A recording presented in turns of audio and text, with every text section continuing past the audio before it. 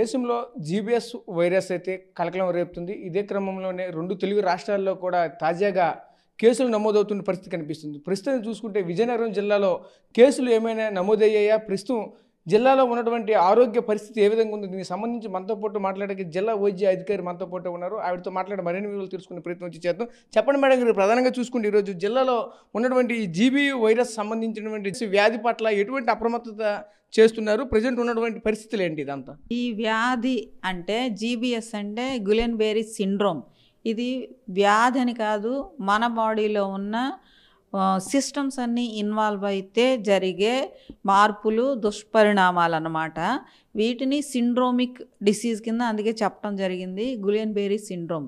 ఇది రావడానికి రీజన్స్ అనేది వేరియస్ రీజన్స్ ఉంటూ ఉంటాయి. అది డిసీజెస్ కావచ్చు, మన బాడీలో డెఫిషియన్సీ ఆఫ్ వైటమిన్స్ కానీ వేరే ఏదైనా కావచ్చు, అది బ్యాక్టీరియల్ ఇన్ఫెక్షన్ కావచ్చు, అది వైరల్ కావచ్చు. ఈ విధమైన రోగకారక క్రిముల ద్వారా వచ్చే పరిణామాల వల్ల ఇది ఎండ్ ఆఫ్ ద ఇది కింద మనకి తయారవుతుందన్నమాట. దీంట్లో అప్రమత్తంగా ఉండి ఎందువలన వచ్చింది ఈ సిండ్రోమిక్ ఇన్వాల్వ్మెంట్ ఎందుకు వచ్చింది బాడీలో అనే నేపథ్యంలో మనం అంతా కూడా ఎనాలిసిస్ చేసి డయాగ్నోస్టిక్స్ అన్నీ చేసుకున్న తర్వాత ప్రికాషనరీగా తీసుకోవచ్చు. తర్వాత దాన్ని కూడా తగ్గించే నేపథ్యంలో ఇమ్యునోగ్లోబులిన్స్ అనేది వచ్చింది. దీనికి భయపడాల్సిన అవసరం అనేది ఏమీ లేదు. అంటే ప్రజెంట్ ఉన్నటువంటి మన జిల్లాలో తాజా పరిస్థితి ఎలా ఉంది? ఏంటి, ఏమైనా కేసులు నమోదయ్యాయి? ఎలా ఉంది ప్రజెంట్? ఇక్కడైతే కేసులు ఏమీ లేవు అండి. జిల్లా ప్రశాంతంగా ఉంది. ఒక కేసు అనేది వచ్చింది మాకు, కానీ అది కూడా కన్ఫర్మ్ కాలేదు అంతే. అంటే ఈ మధ్య కాలంలో ఎస్కోట్ పరిధిలో ఒక కేసు నమోదైంది, ఒక చనిపోయారు అని అంటున్నారు. అది వాస్తవమేనా? అది దానికి ఏం సంబంధం లేదండి అసలు. అంటే ఈ డిసీజ్ వస్తే ఎటువంటి లక్షణాలు ఉంటాయి, ఏంటి, ఏ విధంగా అప్రమత్తం చేస్తారు ప్రజలు?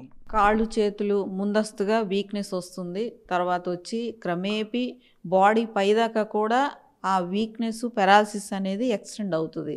దీన్ని బట్టి ఎప్పుడైనా సరే ఎవరైనా సరే వీక్నెస్ అనిపిస్తే ఒక్కసారి బాడీ చెకప్ చేయించుకొని బలవర్ధక ఆహారం, బ్యాలెన్స్డ్ డైట్, అదేవిధంగా కలుషితం లేని నీరు తీసుకుని పరిసరాలను కూడా శుభ్రంగా ఉంచుకోవటం వల్ల ఇవన్నీ కూడా మనం అవాయిడ్ చేయొచ్చు.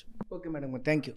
ప్రధానంగా చూసాం కదా, ఒకటే చెప్తున్నారు, ఏదైతే ఈ సిండ్రోమ్ అయితే ఏదైతే ఉందో ఇదైతే దీని పట్ల అయితే ప్రజలంతా అప్రమత్తంగా ఉండాలి. ప్రస్తుతం చూసుకుంటే అంత భయభ్రాంతులు ఎవరు చెందవసరం అయితే లేదు. ప్రస్తుతానికైతే మాత్రం అదుపులోనే ఉందని కూడా మరొక వైపు చెప్పుకొస్తున్న పరిస్థితి కనిపిస్తుంది. ఈ ప్రజెంట్ విజయనగరం జిల్లాలో తాజాగా చూసుకుంటే ఇంతవరకు కూడా ఒక కేసు కూడా నమోదు అవ్వనటువంటి పరిస్థితి ఉంది. ఒక కేసు అయితే అది కూడా ఇంకా కన్ఫర్మ్ అయితే కాలేదని చెప్పుకొస్తున్న పరిస్థితి కనిపిస్తుంది. ఈ మధ్య కాలంలోనే ఎస్కోట్ పరిధిలో ఒక కేసు అయితే నమోదు అయ్యింది. అది కూడా ఇంకా దాని పట్ల అయితే మాత్రం ఇప్పటికే ప్రజలంతా కూడా భయభ్రాంతులు చెందారు. అదైతే కన్ఫర్మ్ అసలు కాదు, వేరే డిసీజ్ వల్ల అయితే చనిపోయారు కూడా మనతో పాటు చెప్పుకొస్తున్న పరిస్థితి కనిపిస్తుంది. ప్రధానంగా చూసుకుంటే ఇది కూడా మరొక వైపు అయితే ఏదైతే ఈ యొక్క సిండ్రోమ్ అటాక్ అయిన తర్వాత సింపుల్గా చెప్పాలంటే ఒక పెరాలసిస్ స్ట్రోక్ లానే క్రమేణా మాత్రం చూపిస్తుందని కూడా మరొక వైపు చెప్తున్నారు. దీని పట్ల అయితే మాత్రం ప్రజలు కూడా ఎవరు కూడా భయభ్రాంతులు అయితే చెందొద్దని కూడా మనతో పాటు జిల్లా వైద్య అధికారిని అయితే మనతో పాటు చెప్పుకొస్తున్న పరిస్థితులు కనిపిస్తున్నాయి. కెమెరా పర్సన్ నాయుడుతో రాజేష్, RTV విజయనగరం నుంచి. మరిన్ని వీడియోస్ కోసం ఛానల్ ని సబ్స్క్రైబ్ చేయండి. లేటెస్ట్ అప్డేట్స్ కోసం వాట్సాప్ ఛానల్ ని ఫాలో అవ్వండి. ఆ లింక్ డిస్క్రిప్షన్ లో ఉంది.